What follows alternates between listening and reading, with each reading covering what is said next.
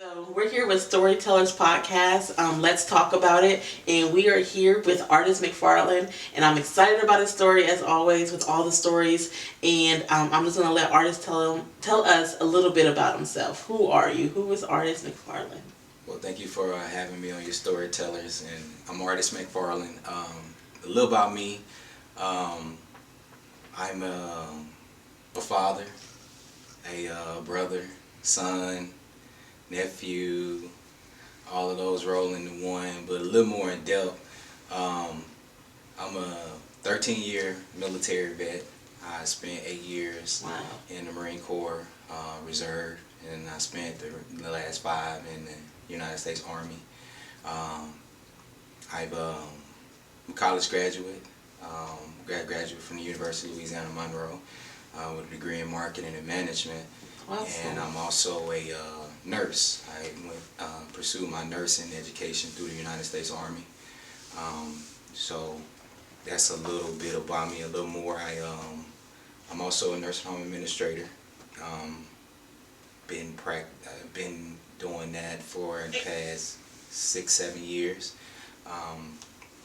My main career now is I'm a healthcare marketer for a major hospital in the Houston area, and I'm an entrepreneur. This era where entrepreneurship is blowing up so greatly, which is amazing, especially in the black community. It's like we're getting back to that. We always made stuff, and so we've always been that way. But we're getting from point A to point D. We got a lot of little tricks of the trade, with social media and stuff. But there still has to be a process of work ethic that goes with that. Right, and that's kind of something I talk to my child about all the time, and I reference it. I reference it as a microwave society. Going forward is going to determine how you go about getting it. Well, I heard you mention your daughter a couple times. Right. And so that's a lot of what we want to talk about, your process of getting to where you are. My daughter was out of an unfortunate situation, but like I told her when she was 10 years old, I said that it's gonna be a difficult time, and due to her grandmother, which I gladly appreciate her grandmother reaching out to call my mother that day, because prior to that, I hadn't talked to my daughter in 2 years. I hadn't talked to her and seen her in 2 years. So last time I saw her, she was 7 years old. She was 8 years old, 7 years old in that age, and I brought her back home from a summer vacation, and communication just kind of ceased. I don't know what was going on during that time, but it wasn't a great situation that was going on, and I had put a route, but after you've done everything you can, the legal route and investigative routes to try to seek out and find this kid, you just kind of just say, okay, I'm done, I'm tired. And I think at that moment when I said in my mind and made up in my mind I was tired and I washed my hands, God was saying, nah, it ain't time to wash your hands yet. And my mom got that call. Yeah. My mom got that call, and it was like, I was like, what? I was shocked. I was like, well, where they at? And then I made that call to my daughter's grandmother, and she basically explained the situations and the living situation and just conditions she felt that her granddaughter shouldn't be in, that she didn't want to see her granddaughter go through, and knowing that she had a father, because she knew how she lived when she came to stay with me during the summer and during the holidays. That makes sense. She knew that I got a stable environment with him. I know what this environment is like.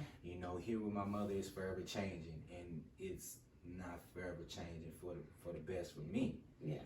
And she just, I saw that in her face, and it kind of brought that high and that low, and it's like, okay, well, what do I do next? I heard you mention depression a little bit, and that's something that I don't think is talked about a lot. And one of the things that comes with grief is depression, and grief is the loss of what was. Right. And many of people who follow me with storytellers know I consider myself to be like a grief advocate. Like grief is my passion. Right. It just became, after my mom passed, it just was very interesting to me that how it affects people. We do not calculate the fact that we be like, oh, she just hard working, or he just always hard, working. But like, that's one of the times when I know that I'm the most stressed and I am dealing with grief or some sort of anxiety, is when I'm going, and I haven't Right. stopped. Because when I stop, everything else does too. Right. And then what's been in the back comes in the forefront. Comes to the forefront, and then you start feeling all that. You start feeling all that pain again. Yeah. And you try to submerge yourself back in it, but you're in a depression. You're trying to deal with that grief the best way you know how. And for me, it was just submerging myself in just in the work, and Yeah. like, okay, I don't really want to deal with too many. I got a lot of friends and frat brothers and things, and that I just didn't want to be that guy to hang out and do none of that. I just want to work. I don't want to talk about what I'm going through. I just want to work. Yeah. And now I look back on it, that was that form of depression. And no book can actually define what depression looks like. Yeah. And it comes in all different Was forms. when you said that you got to the point of giving up, and what it made me think of, it was like a divine thing. It was like when you took your hands off of it, and it was like God was like, he had been waiting. Like, if you can just let me intervene. I think sometimes that happens. We're constantly like, well, I'm big on that. Okay, I feel like I gotta give 100%, 150%. Before I take my hands off of it. And God is like, girl, if you don't sit down at 20%, like, I've been trying to step in and do this thing, but it's this thing, part of me that's like, nah, at the end of the day, you're going to know, like, Erica gave her 100%. You're not going to be able to say I didn't do that. Right. But God is not, he's not looking for that. That was like, you hear the statement all the time, Jesus, take the wheel. Yeah.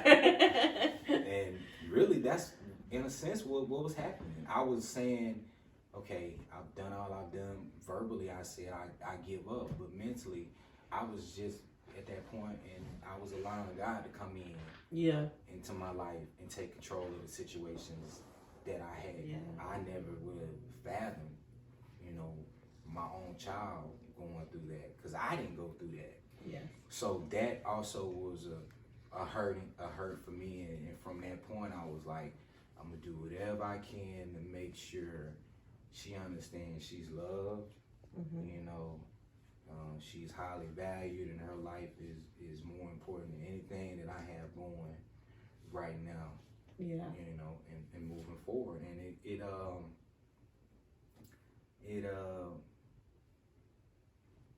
evens itself out when you just kind of say, okay, I'm done, and you let God do it. I got the call. The first thing I told her grandmother was, I was like, well, her mama's not gonna let her go with me.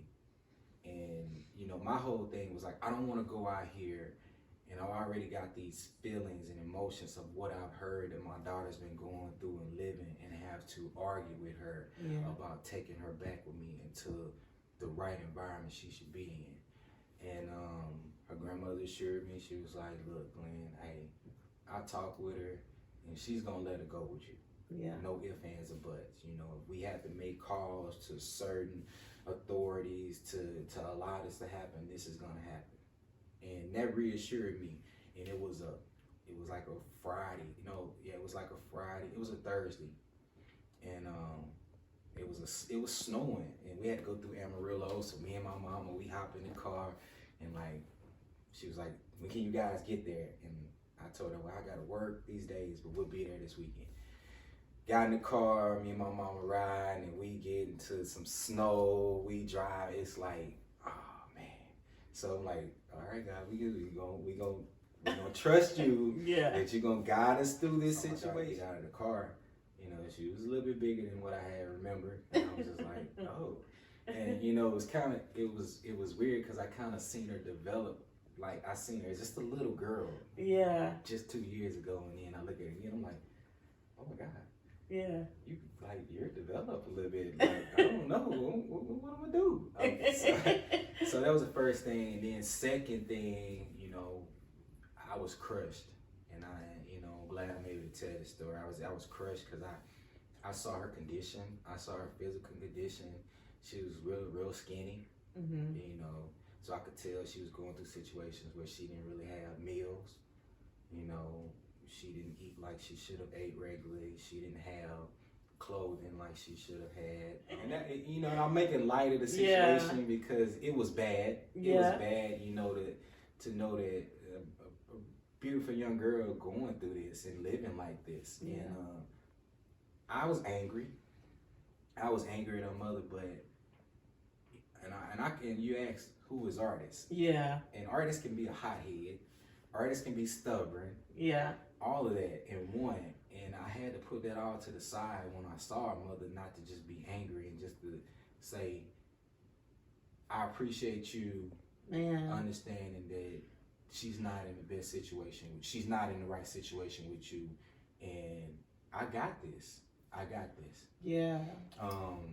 And get her this and get her that, because we had to start over. She had nothing. You know, we left with the clothes that was on our back.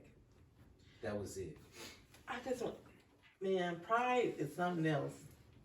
And not only let me just show my appreciation for this very moment. It had nothing to do with her, the mother, had nothing to do with you, but what you chose to do in that very moment was choose to put your daughter first. Right. And that's amazing, because you think about 2 years of built up grief, of anger, of depression, of sadness, and then frustration, and then to drive all that way and encounter the snow and all that, and you get there, and she gets there, and then it's just like, sometimes I think we hear stuff and we be like, you know, maybe they over exaggerate, maybe they ain't that bad. But to see it, you like. So for you to still let all that subside and say, but what's gonna be best for her in this very moment, and choose that, it was like you chose her. I just think that's like poetic almost, like amazing. Yeah, and I told this big, and I told her, and I've been telling her for the last 7 years, it's bigger than me and her. It's bigger than any fight or anger or anything we have built, aggression we have built up against each other. It's bigger than us. It's her. Yeah. And you know, we should both want to do and be what's right for her. And at that time, me being a hothead and seeing my daughter the way I saw her and just going off, it wasn't going to make the situation even better, because I knew, one, I was taking her away from her mother. Her mother, you know. Yeah. You know, and her mother was a great mother. Yeah. In those beginning years, you know, while I was on active duty and away from her in life, she was a great mother. You know, time passes, things change, situations cause people to go through things, and they handle life totally different. And it trickles down to their kids, and they really don't see how negatively they're affecting their kids, or poorly that they're caring for their kids. And I just think with time and years, she didn't really see that and wasn't willing to say, okay, she's better with her dad. You know, that was the part where I was just letting her know it's bigger than us. It's bigger than you feel that I'm the best parent, or I feel I'm the best parent for her to be with. It's bigger than that now. Yeah. You know, because we both could say that, but we both have issues where we're not the best parents for her.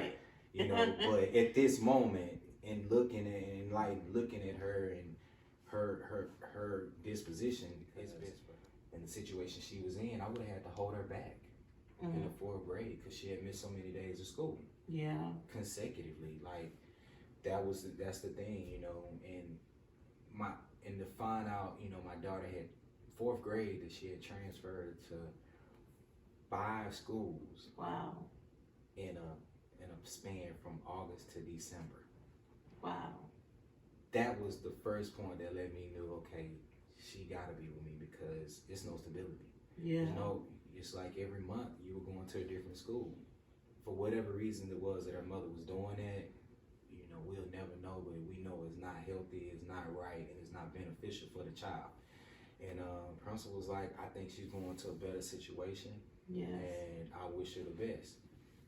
Fast forward to getting her back on the road, coming back home.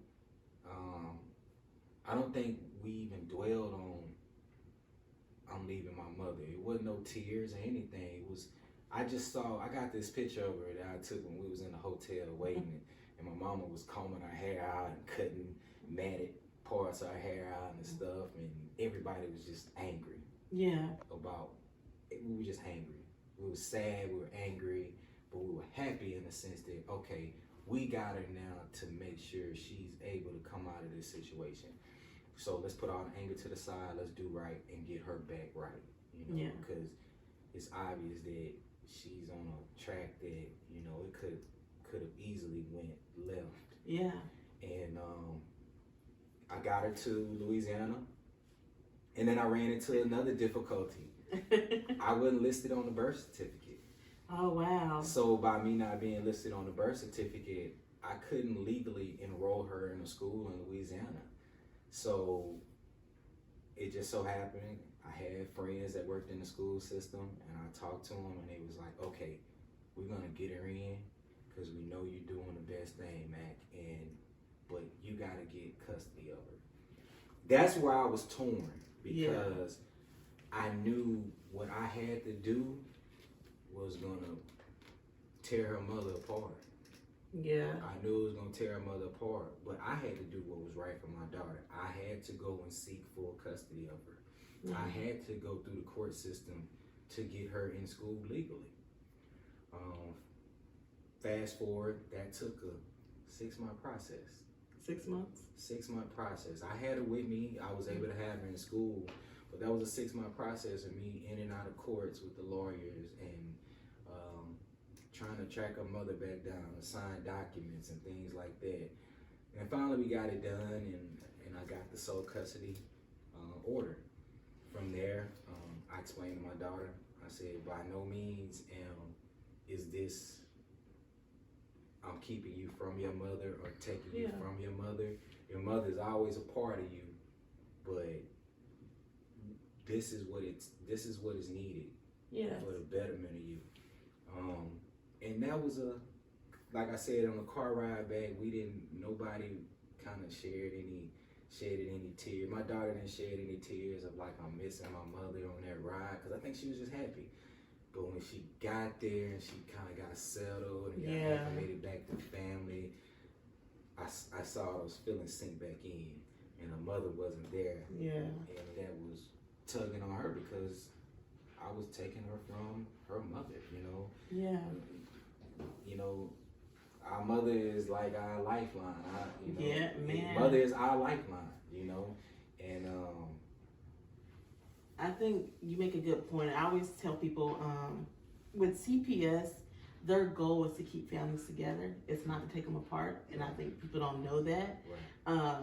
That's why sometimes people will say, "Well, CPS was called, but they didn't do nothing." Well, they're always thinking what's going to be in the best interest of the child, Right. and sometimes it's for them to stay in the home. But one of the things that people don't realize is, regardless of how crazy or out of not the norm or whatever the case maybe is with my life, it looks to you, it's still my life and it's been my norm. It's been my norm. So the chaos or the inconsistency has been my consistency. Right. I consistently know I don't know. You know what I mean? Right. So Right. it's a comfort there. So to lose that, and then like you said, the love of a mother. I used to tell people, like, at one point I was connected to my mother, like physically. I was in her womb, and if she did not live, I did not live. Exactly. So then when she passed away, it was like, now you want me to live without her. But there was a time where that was impossible.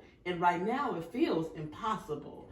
So to have that, like we talked about before, not only am I separated from this person, or I feel like I've lost this person, they're still here somewhere. Right. So it's like I lost that connection, and I feel like I need it, but I'm still not able to obtain it. Right. So I mean, at what, she was 10? She was 10. So at 10 years old, she was dealing with, that's that beauty of grief that I was talking about. Right. Do you get what I'm saying? At Right. 10, she was experiencing Grief. a lot of what you were experiencing Right. as the adult man that you were. Right. So it's everything that you was going to have to help her go through. To help her go through. And so how did you do that? So how did that process go of not just nursing her hair, her physical health back, and her education, but like her mental health? The mental part was that was a tough one, and we're still working on that. to this day. Yeah. Six Aren't we years all? later, we're still working on that. But it was rough starting out because I just was like, I felt like the bad guy. Yeah. I felt like the bad guy and I still sometimes feel like the bad guy. Mhm. But I know I'm not that bad guy. This is in all God, all is in God planning. Yes. This is what He had for us. But for me to deal with it, the beauty of it, the first 2 years she lived with me from 4th and 5th grade. We were living in Louisiana, and my mom was there, my dad. Yeah. So I had family. She had nieces and aunts around, and family to kind of surround. And one thing I did do, and I told her, I said, I'll never keep you from talking to your mother. Mm-hmm.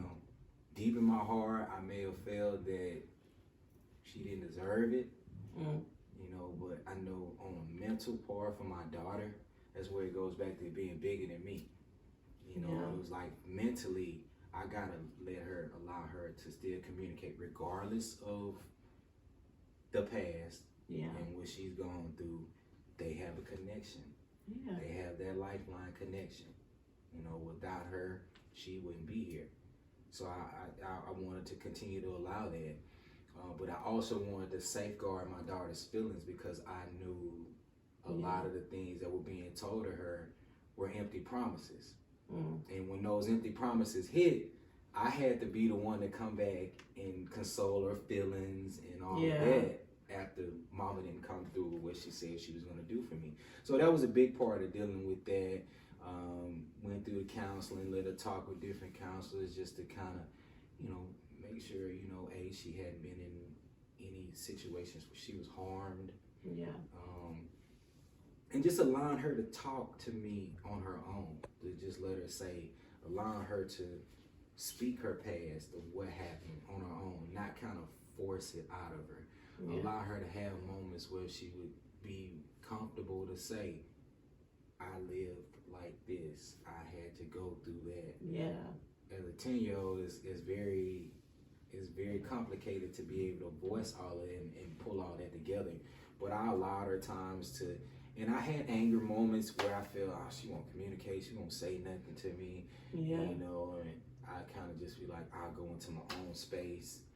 But then I had to come back like, it's bigger than you. Sounds like without knowing what the heck to do, you did everything that you were supposed to do the best way that you knew how. The best way I knew how, Yeah. And to this day, I still like, I had, like I said, those first 2 years, I had my mother there to kind of guide me through things and what I should do. But when we moved to Texas, it was a different ball game. And we moved to Texas 5 years ago, and that basically left me as a true single parent. Yeah. No family, no mom, no dad, no aunts, nobody I can go drop you off at. Yeah. So I can get that peace of mind. No, we're attached at the hip 24/7. Yes. If I don't like you today, I gotta at some point get over it and start liking you tomorrow, so we can start communicating. That's where the true test came in for me, because it was like, I never imagined myself being that dad that was looking up schools and running around town trying to find that perfect school, the right school for, making sure we got the right clothing, uniforms, making sure I got trained. That was a sacrifice. That first year, that 6th grade year, I was taking her to school in the morning. I had to be back on the other side of town to pick her up from school. I was able to find people and surround myself with people in Houston that was able to help me out and assist me with her in certain things. Able to get her with mentoring groups with ladies that could do more for her as a female than I could. Yeah. And it was, like I said, it was one of those situations where it was like, you make a way. Yeah. You make a way, whatever it takes. You don't know it, but you gotta research and find, make a way what's gonna be the best way for your child to succeed. So the unknown, you just step into it. That's that having that faith and just stepping into it. Hey, it's unknown. I don't know what I'm about to encounter, but I'm just gonna step into it. And like I said, that single thing where I got here and it was just me and her, you know, it was a moment where I definitely wasn't used to. Yeah. I was not used to that being the adult. Yeah, the only adult. The only adult 24/7, and that was one of those things where I just was like, well, where is my outlet at? Yeah. How do you take care of you now? I started more on my health, my personal health, and that was a good thing because I was able to incorporate my daughter with it too, to teach her things, exercise and running. Kind of reverted back to the old things when I was in the military. They kind of was like, it got pressure off me. Yeah. Exercise. I go to my own little space and go to my spiritual high and just and relax from there. Those were the things that kind of kept me level. Yeah. Kept me level because it was like, all right, Lord, you know what you're doing, but I don't know what I'm doing. I don't know what I'm doing. I don't know what I'm doing. I'm gonna wake up this morning. I don't know what I'm doing, but as soon as his feet hit the ground, Yeah. I'm gonna have to have a plan. And she pushes buttons on a daily basis, but so we're supposed to do as children. It's our part of our entertainment. right. Let me see how mad I can make him. Yeah. Let me see how I can I love it. I used to do stuff on purpose all the time to annoy my mom because it just tickled me how annoyed she would get. And so, yeah. But one of the things that you said, you made a way.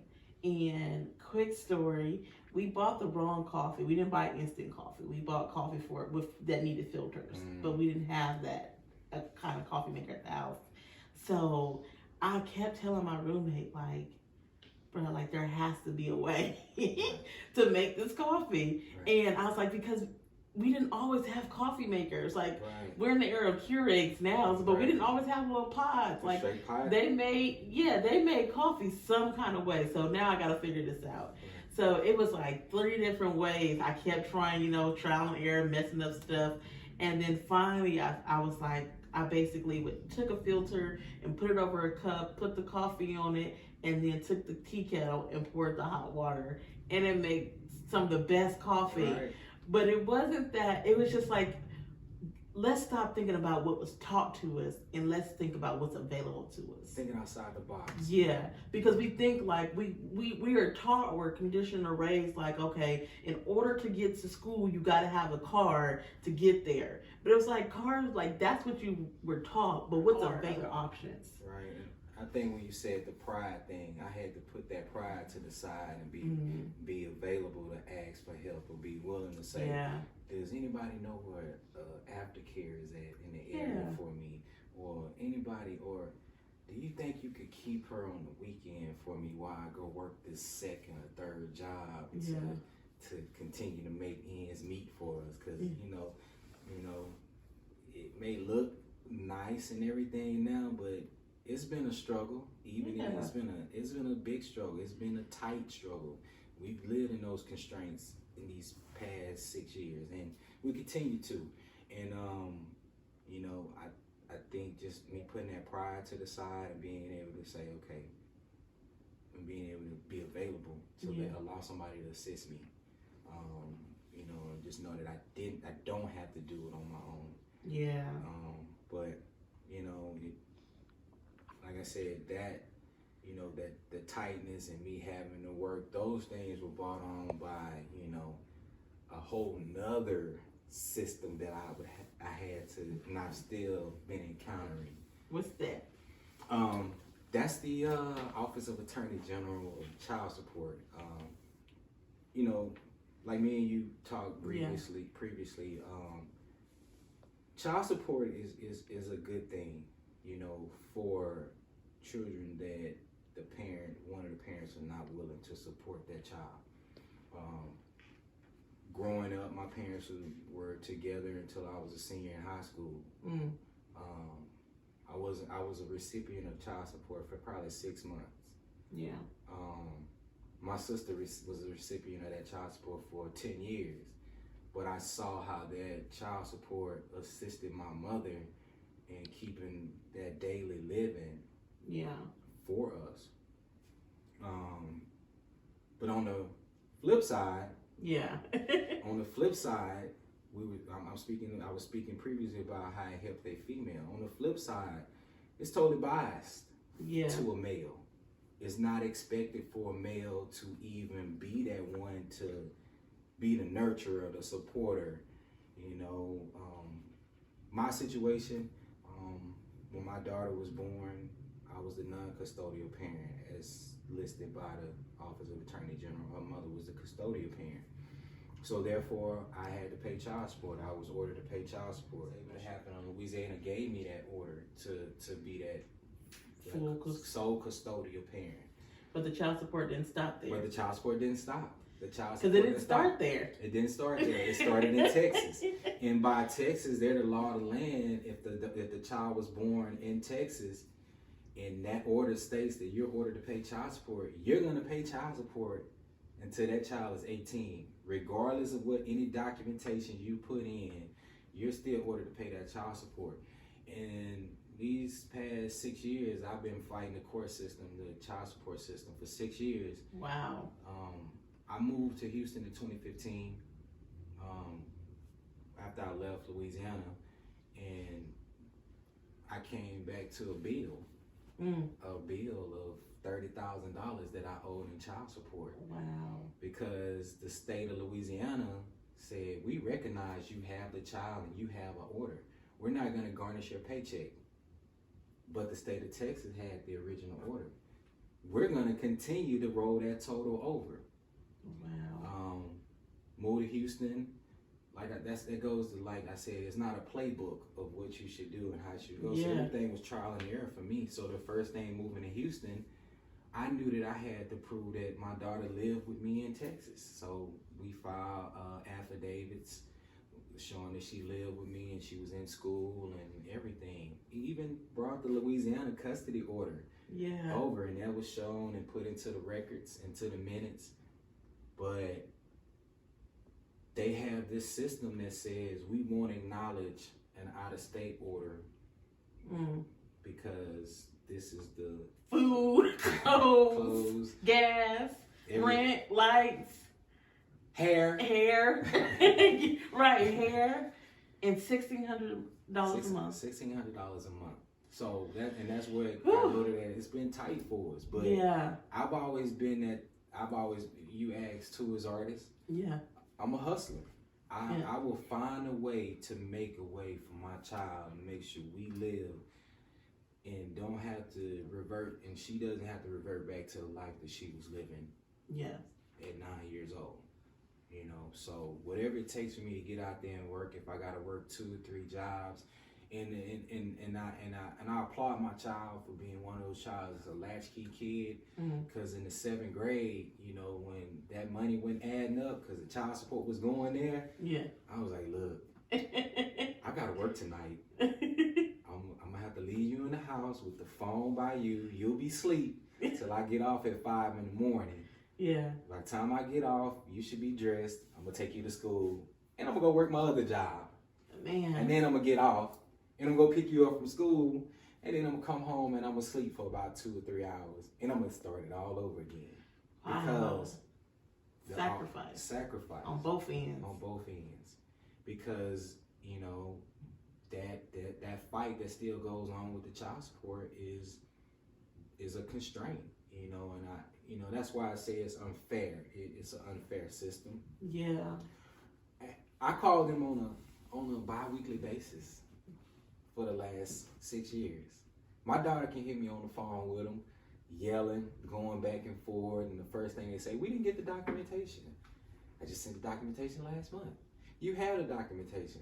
I have a copy, Xerox copy with a timestamp that you got it. We didn't get it. I talk with case managers, you know, and this is why I say it's biased. When I talk to the case managers, the first thing I come in, I get that look like, what are you doing here? You owe child support. You owe arrears.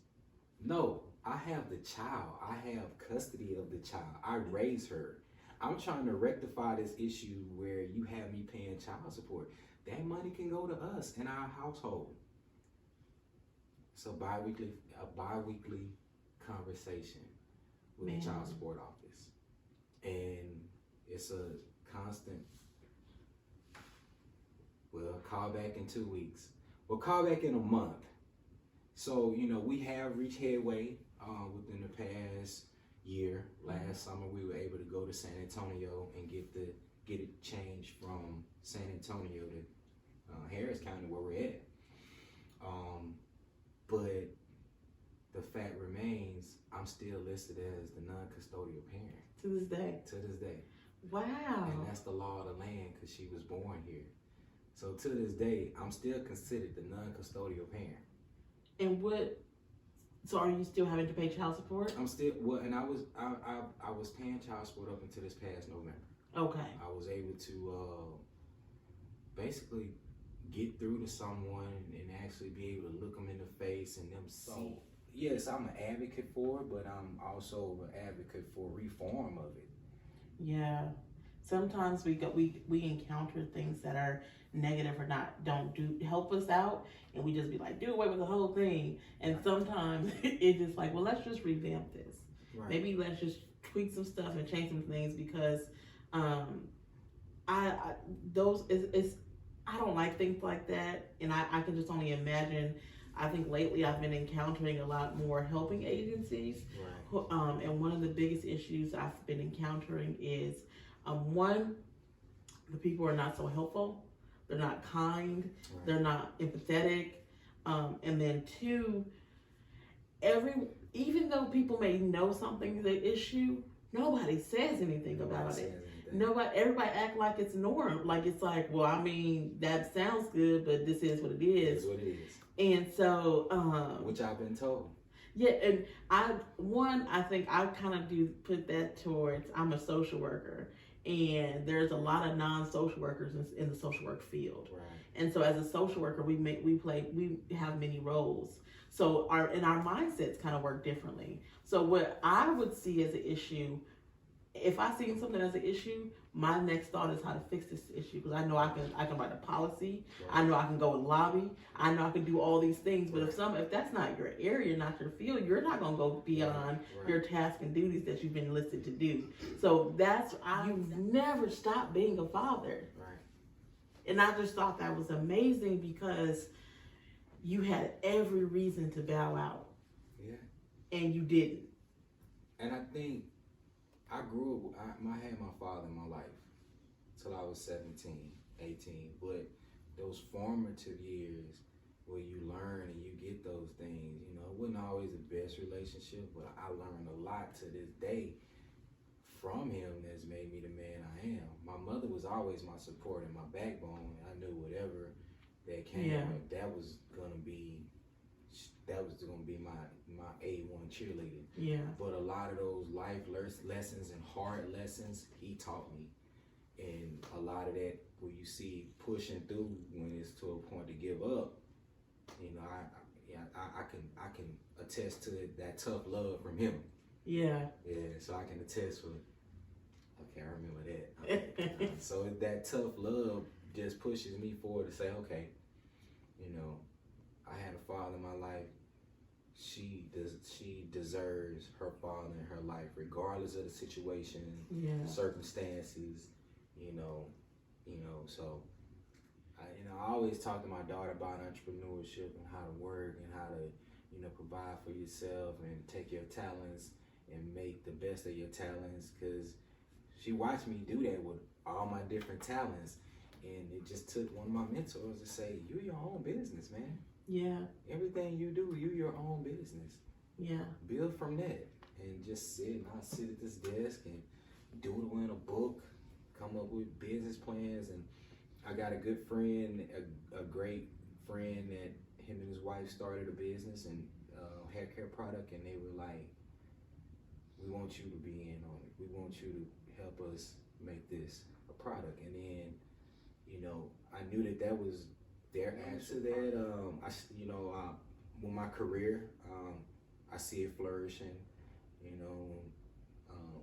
Being able to go into the administrative field that I want to in the hospital, just in due time, like I said, it's sacrifices that I have to make in the career also Yeah. because of my daughter, and me having to be so hands-on and being like that only person around to get her to and fro different places. But I know that this sacrifice in the next 2 years on the back end will be well worth it, because I'm formulating plans and different businesses that, you know, that I'm in that building plan, that formative plan period right now, where when she's able to move out and be on her own, I'm able to immerse myself in that, and then still be able to care for her, but her be a young woman also, to see, okay, Yeah.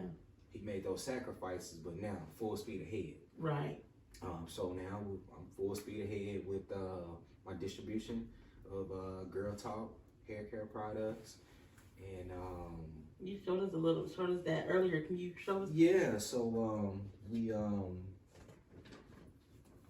formulated a hair care system, Girl Talk hair care system. One is a tinsel fortifying system, and it's a strengthener where at night it's a night system that you would put on, and we have a day system that you would add this one in the daytime, and it's a moisturizer retention, and it just actually, when you're out there in the sun and those rays dry your hair out, it keeps the moisture in the hair cells without drying it out. Okay. And allows you to not have an oily feel to your hair. So that's something I believe in, and it's a well needed product for individuals. I think it's also showing my daughter that you can have an idea and a dream, and you can push forward and see it come to reality. Because I remember talking to her about it, and she remember my frat brothers coming over and bringing me business plans and us talking about it and sitting, and then a year later, I'm like, put this on your Snapchat. So I think this is amazing. I think this is really amazing and a great way to kind of end our conversation, because to start from where you did of working 4 jobs and, you know, trying to reunite your family and trying to make ends meet throughout these 6 years and hustling the way that you were having to hustle in order to benefit a system and not your family the way that you wanted to. Now that everything is like things are taking that turn for the better, and now not only are you restored back what you're due, but then on top of that, you got this whole new you got this whole new distribution business, and it's just like you never stop, no matter how small the step, how short the step is, or if you may stumble as you go, if you may fall, but you never stop, because when you do that, when you look up and you see a beautiful child, you see a beautiful family, a beautiful home, and you see a beautiful life like you made for yourself, like you said. Now you're at this point where it's like, oh man, I never closer and closer to it. It just makes you stronger and stronger, and say, okay, I can keep going. I can keep going. You know, it may get knocked back, but okay, but I see it right there. Yeah. And I'm gonna keep moving to it. So you know, and being able to see my daughter happy and smile and seeing her in a totally different light from 6 years ago. Yeah. You know, it's like, okay. Yeah. We got this. We good. Despite what's back there in our rear view. Yeah. We good straight ahead. I love that. Well, thank you so much for doing this with me. I really enjoyed the conversation. It's been good. I really appreciate you. And thank you guys all for watching. We appreciate you. Until next time, be blessed. Thank you.